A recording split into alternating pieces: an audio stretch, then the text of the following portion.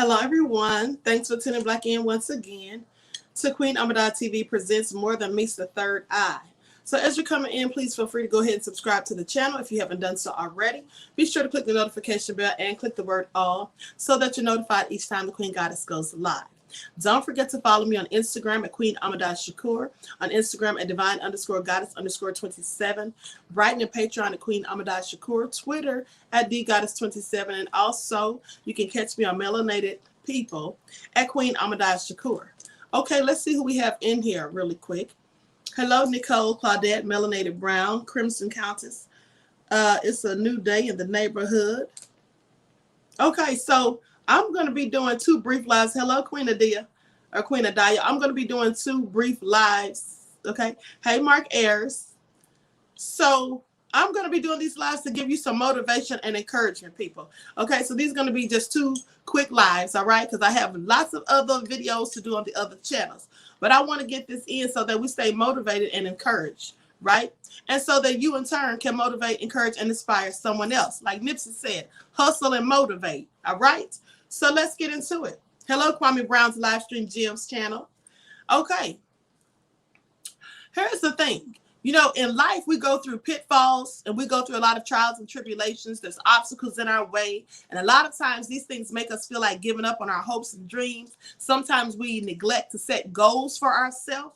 We have things that we want to do, but sometimes we just don't prepare to do them. We don't make a plan. We have no strategy. We just hope that magically things will just fall into place. But that's not how it happens in real life, right? Hey, Silent D and Tamisha and Rosalind and Broken Silence, Terry.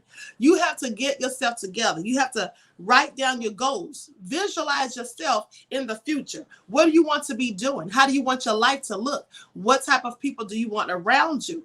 And I've told you numerous of times that you cannot live a positive life when you engage in negative activities, when you continue to surround yourself with negative people. A lot of people don't want to see you win. In fact, they are praying for you to lose. Some of them will come to you under the guise as friends, but the only thing they're really doing is trying to get a front row seat to your demise. So you have to watch out for the snakes in the grass. That's why you keep the grass cut. At the end of the day, whatever you're trying to do in life, whatever goals and dreams that you have, you need to make a plan. Because as I told you before, successful people have a plan. They make a plan and they see those things through.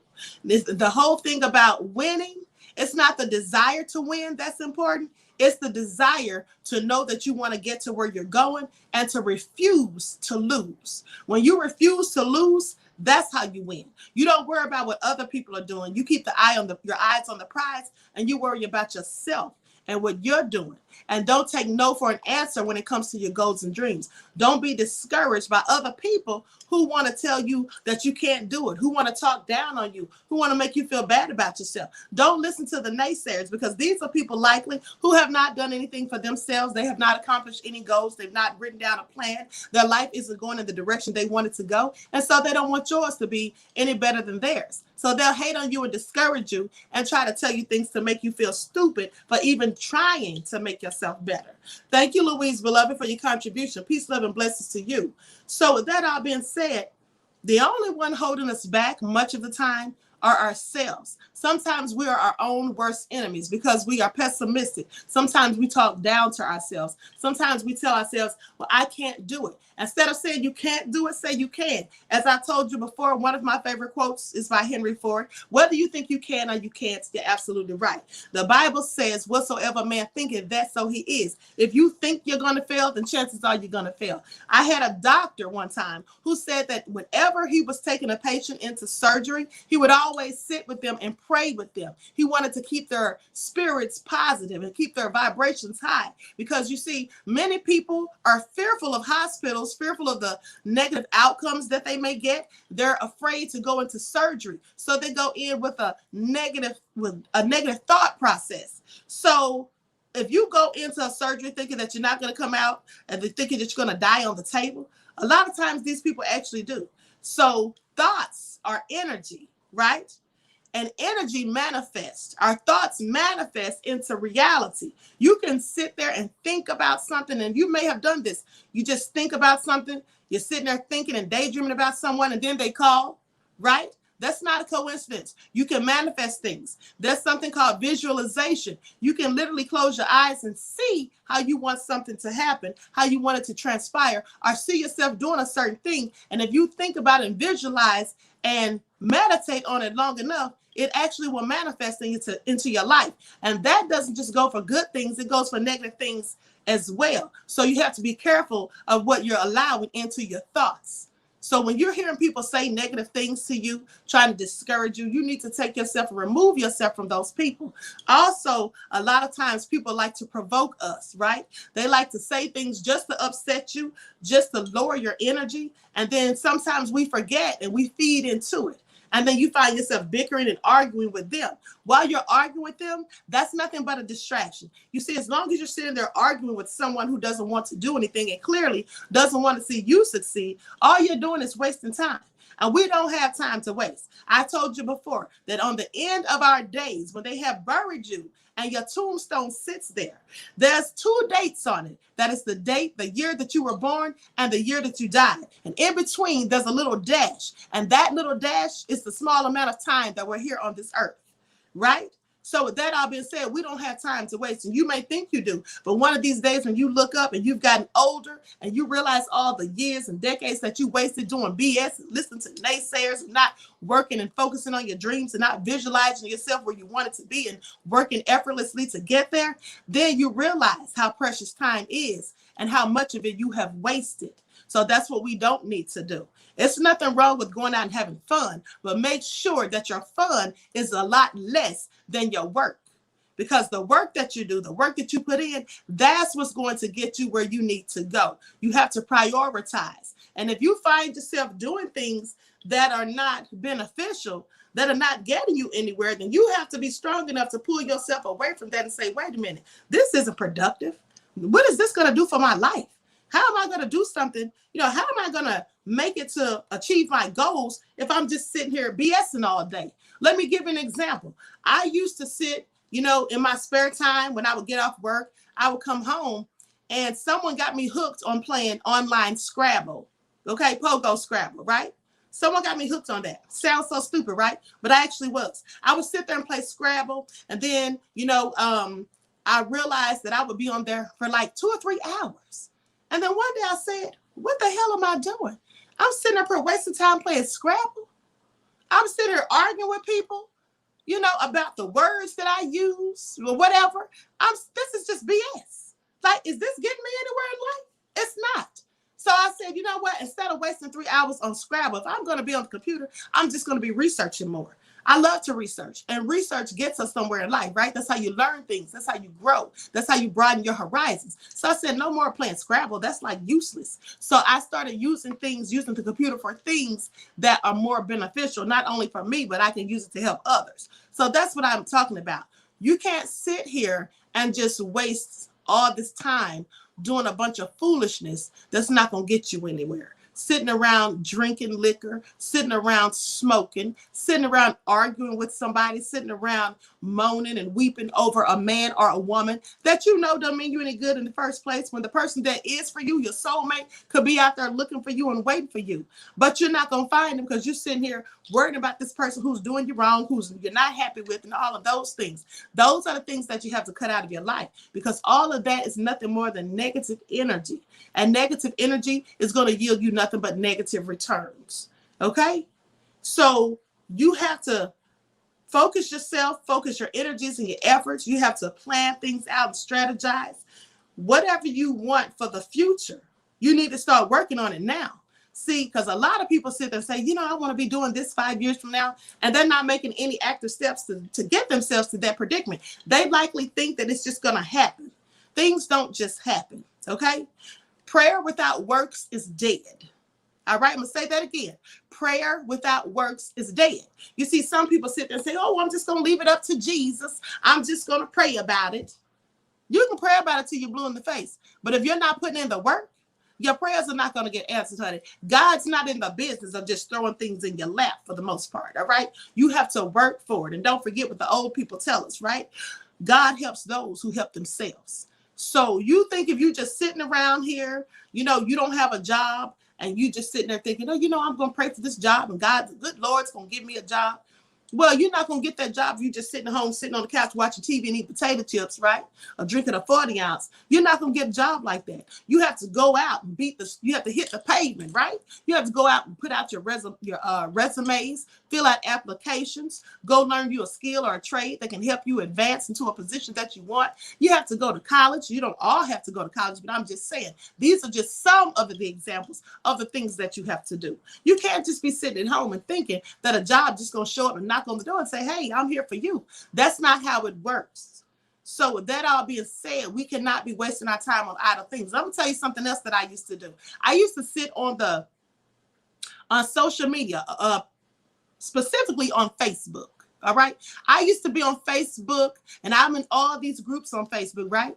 And I would just be arguing and going back and forth, with people, you know what I'm saying? And I started realizing this is so negative.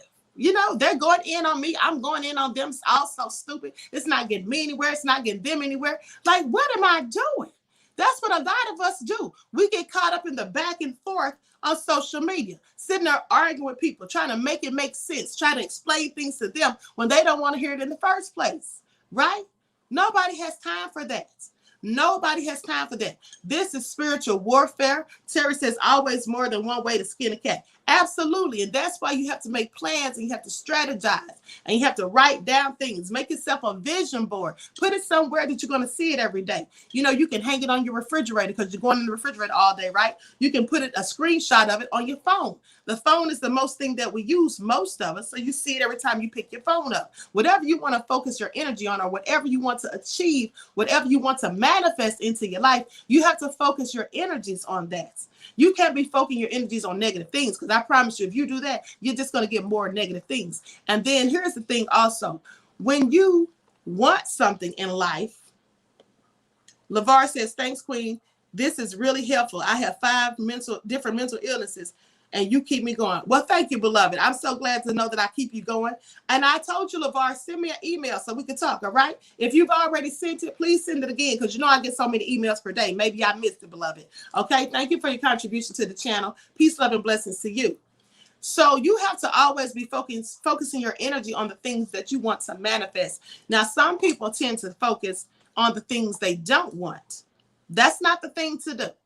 That's not the thing to do. If you're sitting there and you want or you need more money for your bills, we're talking hypothetically, just giving examples, right? So if you need more money for your bills, you don't want to be sitting there thinking, I don't have the money for rents. I don't have the money for my light bill. Oh my goodness, I can't pay my car note. You don't want to think like that. That's a pessimistic state of mind. So when you're saying, I don't have the money for my bills, I can't get the money for my car note, that's what's going to happen. You won't get it.